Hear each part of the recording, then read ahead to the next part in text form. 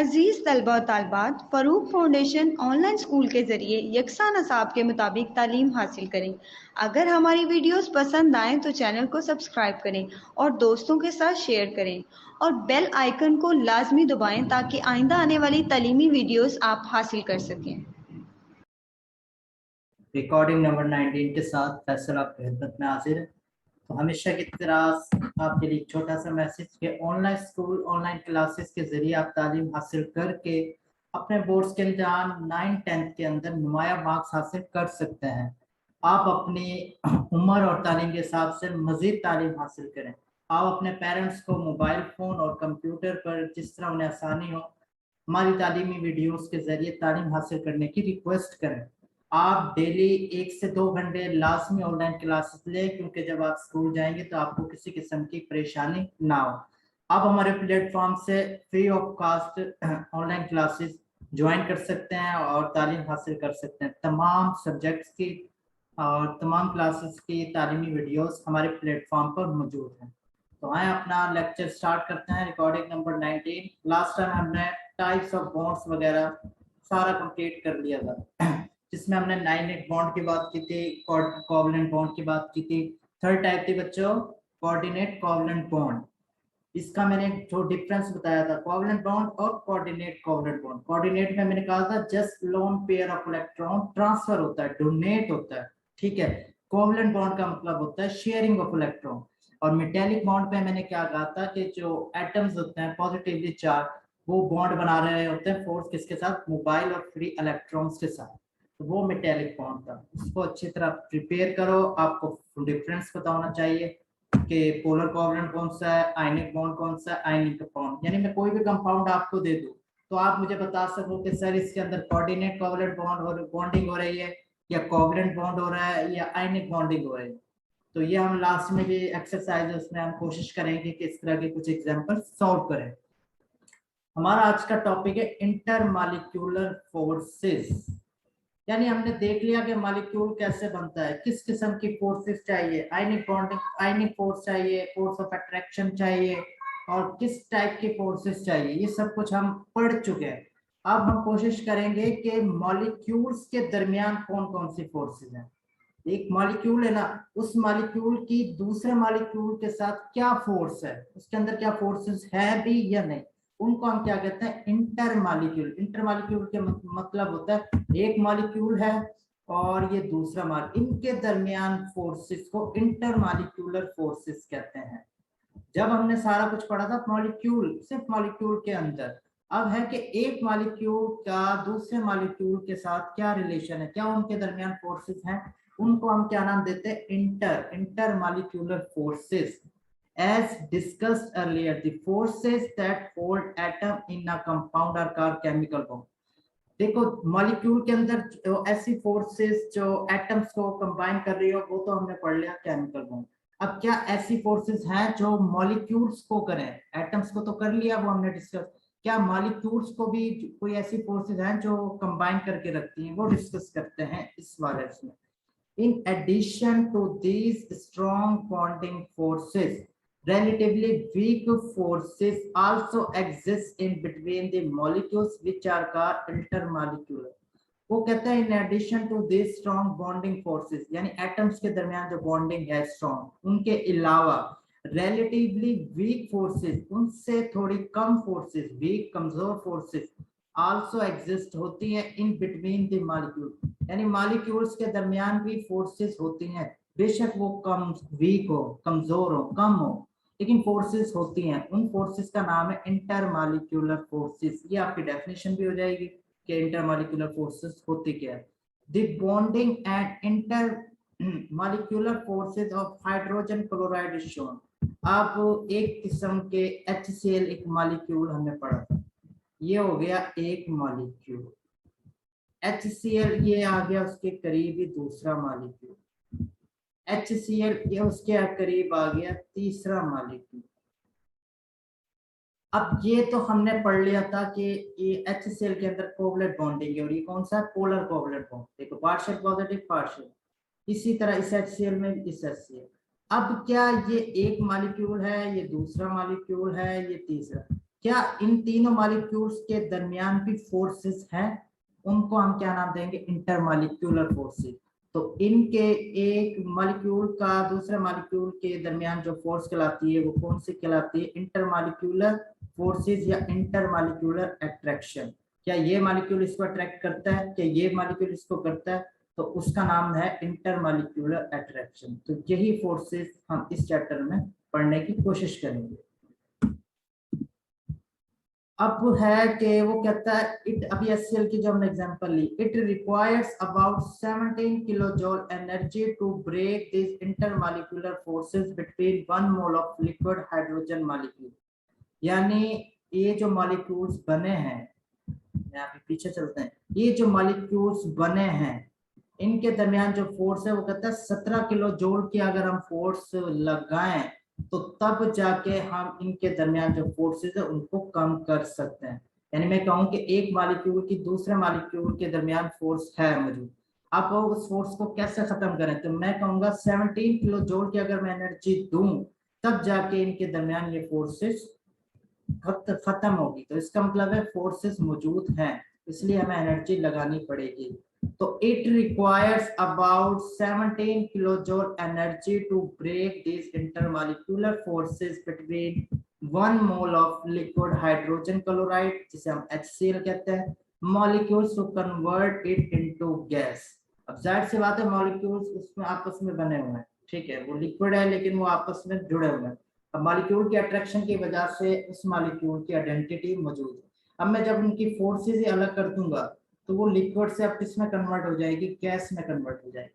Whereas about 430 kilojoule energy required to break the chemical bond between hydrogen and chlorine atoms in one। ये बात एक और note करने की है। 430 वो कहता है अगर ये वाला फोर्सेस खत्म करूं तो मुझे 17 किलो जूल एनर्जी देनी पड़ेगी, तब जाके ये वाले गैस में कन्वर्ट होंगे। वो कहता है अगर इस वाले बॉन्ड को मैं तोड़ना चाहूं तो वो कहता है मुझे कितनी एनर्जी देनी पड़ेगी? 430। तो आप यहाँ से अंदाजा लगा लें कि H और क्लोरीन, हाइड्रोजन क्लोरीन के अंदर फोर्सेस बहुत ज्यादा है बनिस्बत एक HCl के मॉलिक्यूल की दूसरे HCl मॉलिक्यूल, जो कि 17 किलो जूल चाहिए एनर्जी। तो यहां से भी अंदाजा कर लेते हैं कि इंटरमॉलिक्यूलर फोर्सेस वीक है पर मौजूद जरूर है।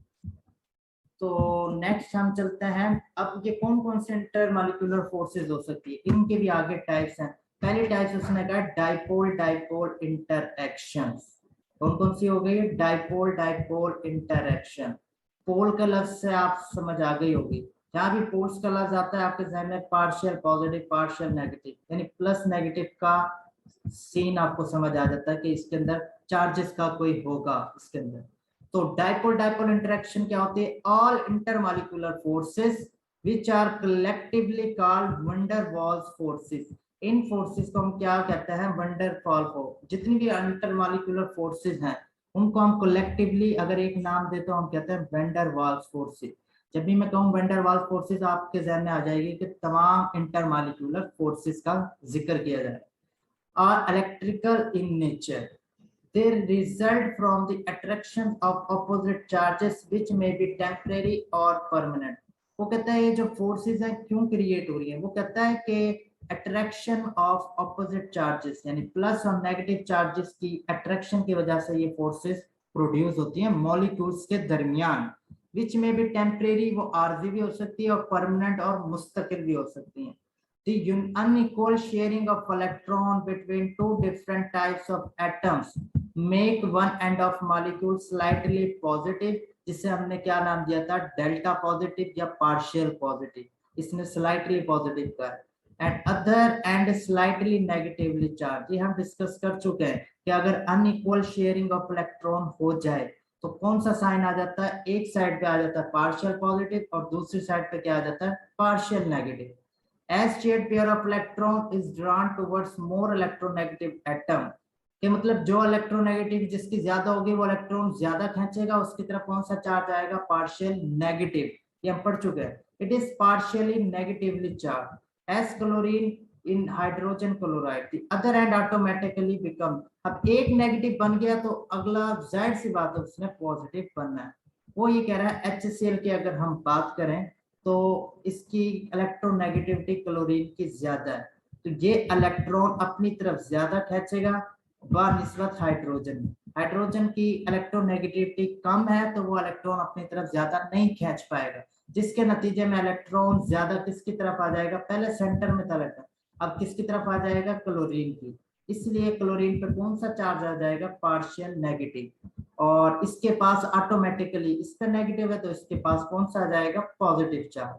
तो ये इस तरह का पोल बन गया। अब एक मॉलिक्यूल है HCl का, अब उसके अंदर एक साइड पर नेगेटिव चार्ज आ गया और एक साइड पे क्या आ गया, पॉजिटिव चार्ज। तो ये डिस्कस किया इसने इस पैराग्राफ में। नेक्स्ट वो कहता है व्हेन पार्शियल पॉजिटिव चार्ज, वो कहता है जब partial positive charge and partial negative charges exist at different positions, अगर वो डिफरेंट पोजीशन पे एग्जिस्ट कर लें in a molecule, the adjacent molecules will arrange themselves in such a way that negative end of that molecule comes near to positive. For example कहता है एक molecule तो नहीं होता ना, काफी मॉलिक्यूल्स है, कहता है HCl के डिफरेंट मॉलिक्यूल डिफरेंट पोजीशन पे अरेंज हैं फॉर एग्जांपल। अब कहता है कि ये जैसे ये एक मॉलिक्यूल है, अब वो एक जो अगला मॉलिक्यूल है, अब वो क्या करेगा कि वो कहेगा कि जो इसका नेगेटिव पार्ट है ना, तो वो अट्रैक्ट करेगा पॉजिटिव पार्ट को, तो वो हाइड्रोजन पॉजिटिव इस तरह अरेंज कर लेगा कि वो किसकी तरफ जाएगा, नेगेटिव की तरफ, और क्लोरीन का जो इसका जो क्लोरीन है वो दूसरी तरफ जाएगा। अब ये देखो यहाँ तक बात करिए, अब दोबारा से हाइड्रोजन पॉजिटिव वाला का रुख किसकी तरफ होगा, क्लोराइड। तो इस तरह ये अरेंजमेंट होती है।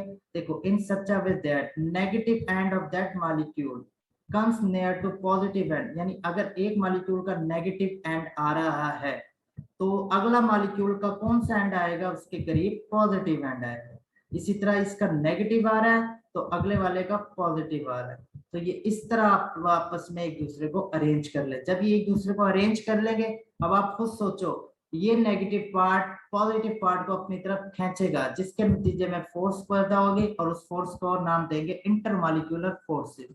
तो ये इस तरह एक मॉलिक्यूल दूसरा मॉलिक्यूल इस तरह खींच के रखता है, तो ये दूसरा मॉलिक्यूल किसको, इसको खींच के रखता है। तो ये वाली फोर्सेस क्या कहलाती हैं, इंटरमॉलिक्यूलर फोर्सेस। और ये ही फोर्सेस अब हमारे पास हैं डाइपोल डाइपोल फोर्सेस। क्यों डाइपोल डाइपोल का मतलब है कि डाइपोल बन जाना, चार्जेस बन जाना, कि पहले क्लोरीन ये पार्शियल नेगेटिव है पार्शियल पॉजिटिव, तो अगला भी पार्शियल पॉजिटिव इसके साथ आएगा फिर नेगेटिव, तो ये डाइपोल डाइपोल फोर्सेस कहलाती हैं। डाइपोल डाइपोल फोर्स की समझ आ गई, एक हिस्सा पार्शियल पॉजिटिव बन जाता है, एक हिस्सा पार्शियल नेगेटिव बन जाता है, फिर जो मॉलिक्यूल है दूसरा मॉलिक्यूल वो उसके हिसाब से अरेंज कर लेता है।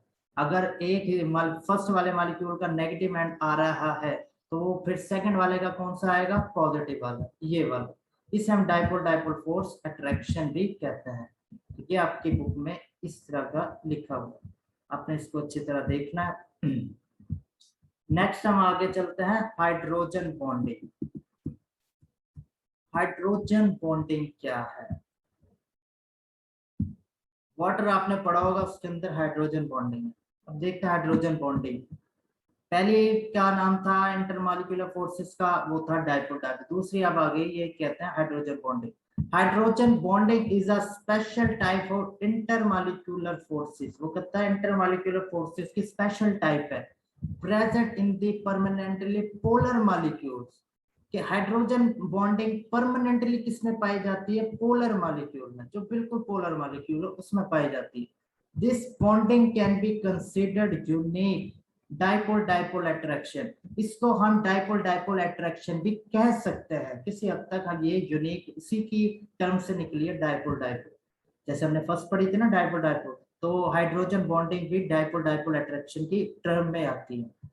This force of attraction develops between molecules that have a hydrogen atom bonding to a small highly electronegative atom with lone pairs of electrons such as।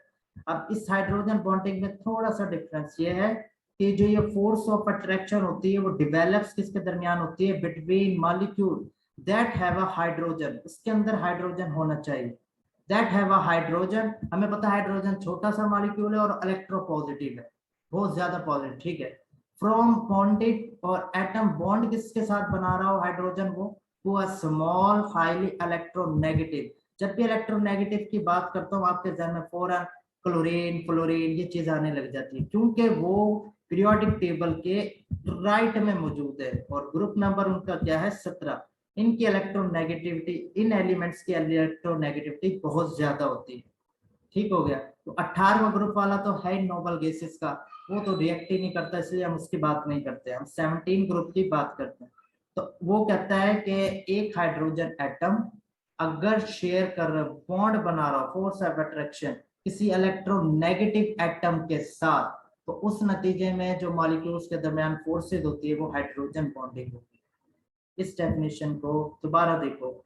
The force of attraction develops between molecules that have a hydrogen atom bonded to a small highly electronegative atom with lone pair of electron। और उसके ऊपर क्या होना चाहिए? Lone pair of electron, such as nitrogen हो गया, oxygen हो गया, फ्लोरीन हो गया, इन सब के ऊपर क्या होता है? Loan pair of electron.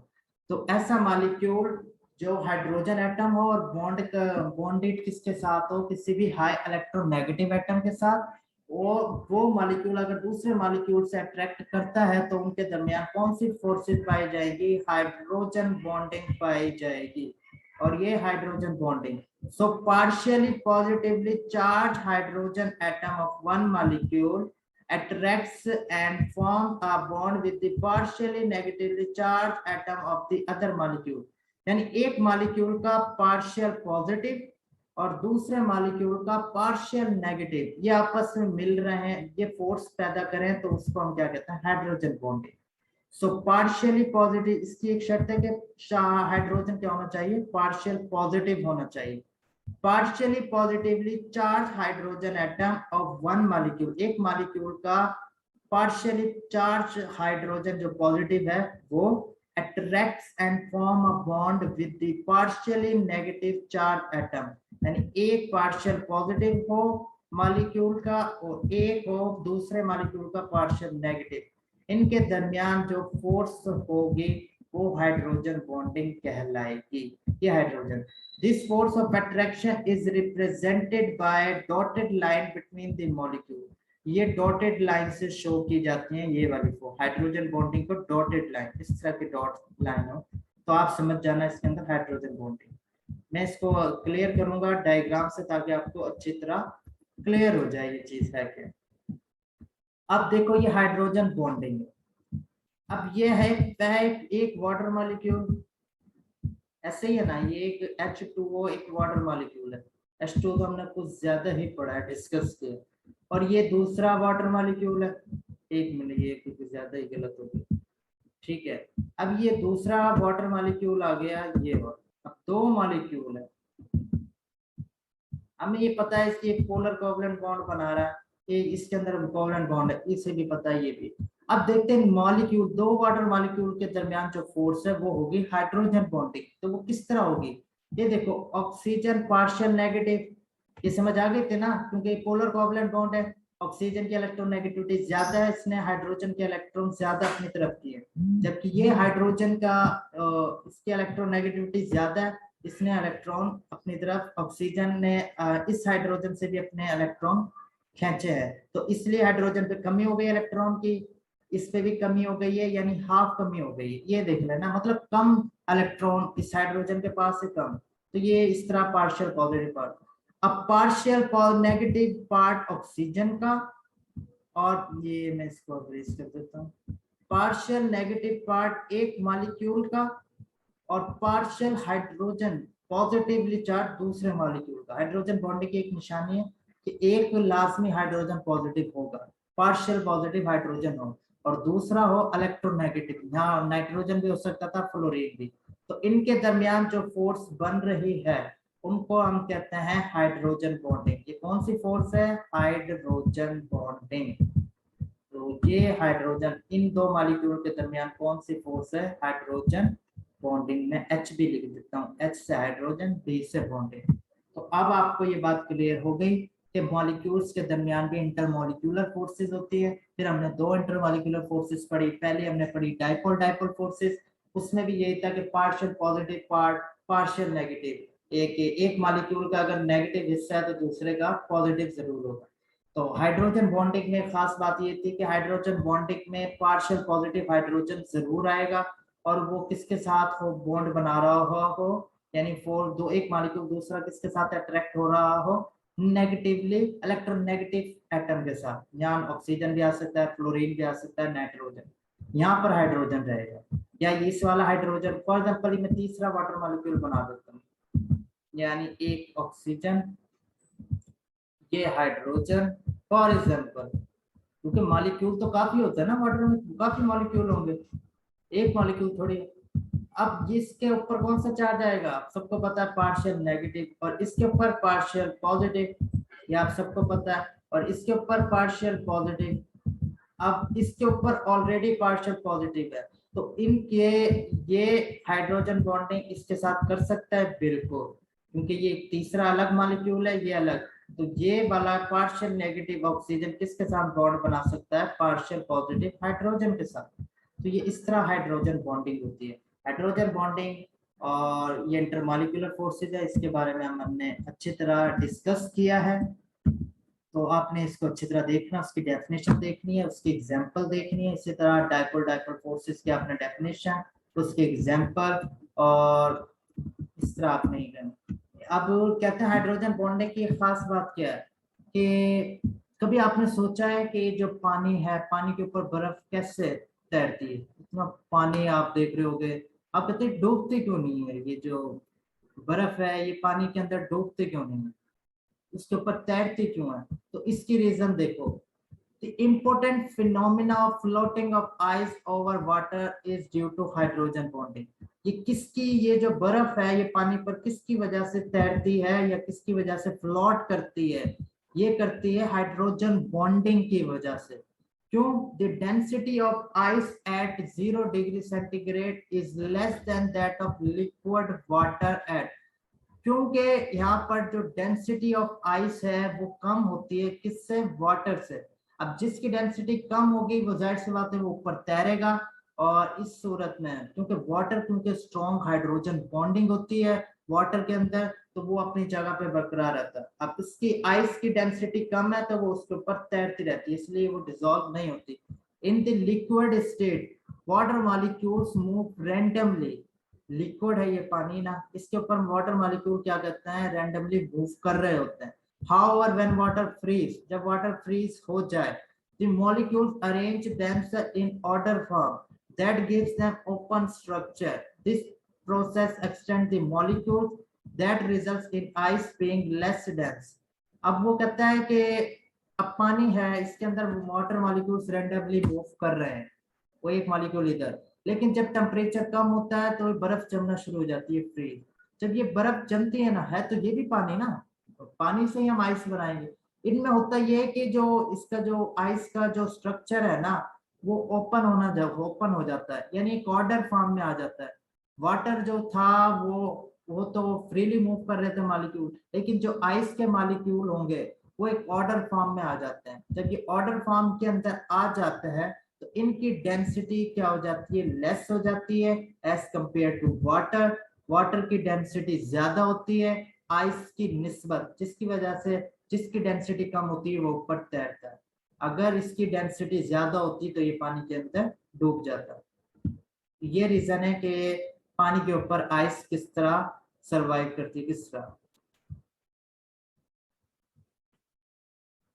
हमने अब इसके ऊपर जो डिस्कस करना था, मैं एक चीज इसमें बता दूं, ज्यादा आपने उस पर नहीं जाना कि एक्चुअली हाइड्रोजन बॉन्डिंग का जिक्र ही यही था कि वाटर के अंदर यूनोवल हाइड्रोजन बॉन्डिंग है और आइस। अब इसमें ये होता है कि जब आइस बनना शुरू होती है तो उसके मॉलिक्यूल्स अरेंज होना शुरू हो जाते हैं। एक शेप आ रही है ना, एक सॉलिड फॉर्म में आ रहा है आइस, तो इसके मॉलिक्यूल्स अरेंज होना शुरू हो जाते हैं। पानी के मॉलिक्यूल्स तो कोई एक मॉलिक्यूल इधर जा रहा है, कोई एक मॉलिक्यूल इधर, लेकिन जब ये सॉलिड बनना शुरू हो जाती है, हमने पढ़ा था कि सॉलिड के मॉलिक्यूल्स खास ऑर्डर में होते हैं, तो जब ये खास ऑर्डर में होते हैं तो इनकी डेंसिटी लेस हो जाती है वाटर से, दैट्स व्हाई ये फ्लोट करती है वाटर के ऊपर। हाइड्रोजन बॉन्डिंग ये आप अच्छी तरह इंटरमॉलिक्यूलर फोर्सेस देखें, याद करें, एग्जांपल्स देखें और उनमें डिफरेंस देखें, और जो खास खास ये मैं आपको बुक डायरेक्ट तो बुक उठा के पेस्ट नहीं कर सकता, मैं आपको पिक्चर से अच्छी तरह समझाने की कोशिश करता हूँ कि आपको समझ आए कि है क्या। उसके अलावा जब आप बुक आप लाजमी पढ़ें, बुक्स को याद करें, जो डेली का जो लेक्चर होता है, फिर वो जो उसके साइड पे जो ब्लॉग से अक्सर बने होते हैं, इंफॉर्मेशन दी होती है, आप किसी भी चैप्टर में जाएं तो उनको लाजमी देखें। मैंने पहले भी बताया था कि उसमें से एक्सरसाइज एमसीक्यूज पूछ लिया जाता है, कुछ शॉर्ट क्वेश्चन बना लिया जाता है, फिर उसके बाद आप जो कुछ एक्टिविटीज आपको दी होती है, कुछ सवाल आपसे पूछे होते हैं, तो आप उसको खुद क्या करें, वो आपकी असाइनमेंट है, उसको एज अ असाइनमेंट के तौर पर ही उसे करने की कोशिश किया करें। नेक्स्ट हम बात करेंगे, जब हमारा लेक्चर नेक्स्ट होगा उसमें हम बात करेंगे nature of bonding and properties, ionic compound क्या होता है, कोवलेंट कंपाउंड क्या होता है, कोऑर्डिनेट।